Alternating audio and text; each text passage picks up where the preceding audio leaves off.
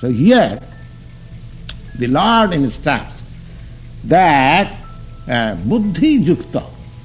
Buddhi-yukta means with the full consciousness that you are not this body. If we act in that way, now if I am not body, then I am consciousness, that is a fact. Now, if we act on the consciousness platform, then we can overcome the fruitive result of good work or bad work. It is transcendental stage. It is transcendental stage. It is especially mentioned, Buddhi-yukto jahātīha sukṛta-duṣkṛta. That means you are acting on others' account, on the supreme account. You are not liable for loss or gain.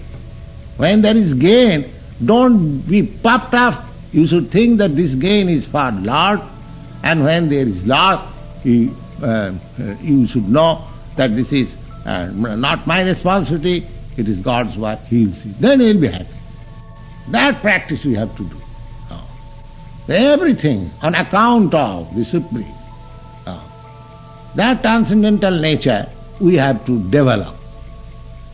Tasmat yoga yujjasya yoga karmasu kausalam.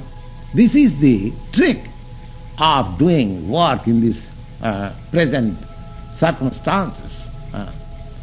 As soon as we work on the platform of bodily consciousness, we become bound up by the reaction of my work.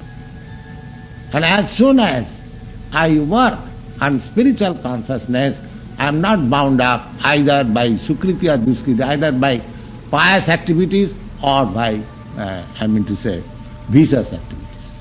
That is the technique.